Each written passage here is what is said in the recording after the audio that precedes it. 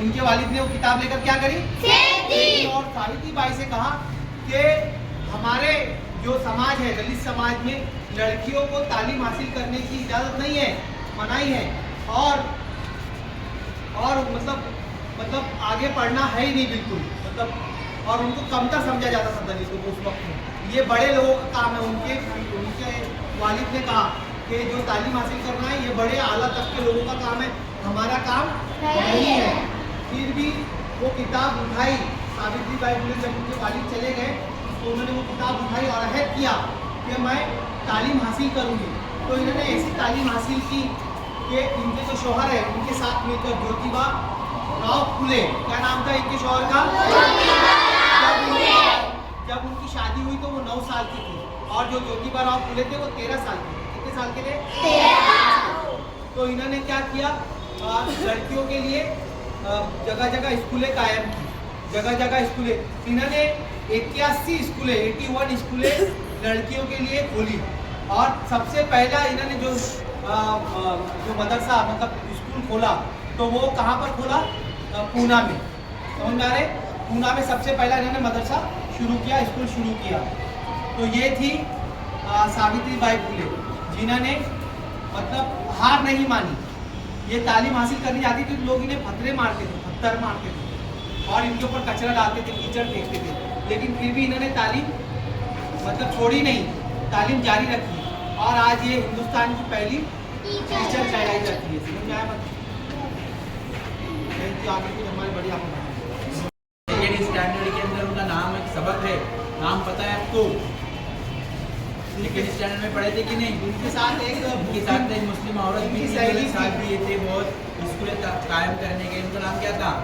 फातिमा शेख उनका नाम था। क्या नाम था उनका? फातिमा शेख। उन्होंने काम किया कि उस जमाने के लड़कियों को तालीम दिलाना रिवाज ही नहीं था। अगर लड़की तालीम हासिल करेगी तो लोगों को लगता था ये सीखेगी और ये अगाव काम करेंगी, सबको तकलीफ देगी, ऐसे लोगों की सोच थी, जो कि बिल्कुल क्या थी, गलत थी। देखो आज आप लोग लड़कियां तालीम हासिल कर रहे हैं, इसकी सबसे बड़ी वजह कौन है?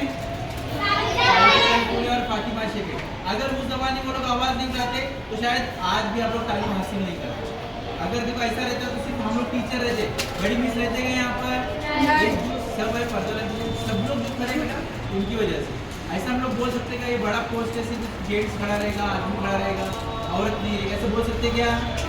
जिसके अंदर क्वालिटी है, लड़का हुआ लड़की, वो यहाँ पर जाकर बैठ सकते। कहा जाता है कि एजुकेशन, हम लोग तालीम हासिल करने के लिए आए।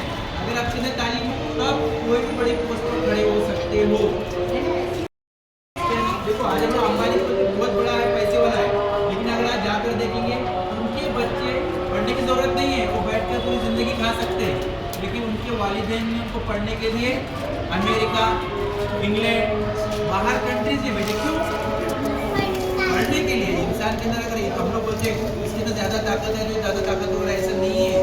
जिसके अंदर ज़्यादा तालीम है, ज़्यादा पढ़ा लिखा है, वही उसके अंदर क्या है, वो ताकत है। इसके लिए सावित्रीबाई फुले लड़कियों के लिए काम किए, तब जाकर आपके लिए स्कूलें बनी हुई, लड़के बैठ के तालीम हासिल कर पीछे देखना है। अगर ये नहीं होते, ये लोग आवाज़ नहीं उठाते, तो आपके लिए आज प्लेटफॉर्म मौजूद है। ये होता नहीं था। लड़की का काम चूल्हा और झूला तक ही महदूद रहता, खाना पकाओ, बच्चे संभालो, यहीं तक होता था। आज ऐसा नहीं है, आज औरतें भी काम करती हैं। मुंबई के अंदर छोड़ दो, मुंबई में तो करना ज़रूरी है, गांव में भी जाएंगे तभी भी आप देखो वहाँ पर भी औरतें काम करती हैं। क्यों? पढ़ी लिखी से काम करती है। इसके लिए औरत का पढ़ा लिखा होना बहुत ज़रूरी है। अगर एक लड़की पढ़ लिखती है तो पूरे ख़ानदान को तरक्की करा सकती है, लेकिन एक जेंट्स पढ़ता है वो सिर्फ अकेला ही पढ़ता है, लेकिन अगर एक औरत पढ़ती है तो पूरे घर को क्या करती है, पढ़ा लिखा बनाती है। हम लोग देखो जब हम स्कूल में आते हैं तो स्कूल में आने से पहले माँ हमको सिखाती है चीज़ें। माँ सिखाती है कि नहीं? कि अब्बा सिखाते हमारे? अब्बा बेचारे पैसा कमाने के लिए, काम के लिए बाहर चले जाते हैं। ये सब चीज़ें जो कौन सिखाती है? हमारी मम्मी हमको सिखाती है। इसके लिए माँ का पढ़ा लिखा होना बहुत जरूरी है। समझ में आया बेटा? जाने से पहले ये अहद करेंगे कि मैं भी इंशाल्लाह मुस्तकबिल में कुछ ऐसे बनूंगी, है ना, जिससे मेरे देश को फायदा पहुंचे, है ना, कुछ ऐसा काम करूंगी कि मेरे देश का नाम दुनिया के कोने कोने तक पहुंचे। वो कैसे होगा? क्या करने से होगा? घर में बैठे रहने से होगा? ना, तालीम। बार बार दोनों आपके टीचर्स किस बात की जोर दे रहे थे? तालीम, है ना, इल्म हासिल करो, है ना, तालीम हासिल करो। अपने घर वालों का, अपने टीचर्स का और अपने देश का नाम जो है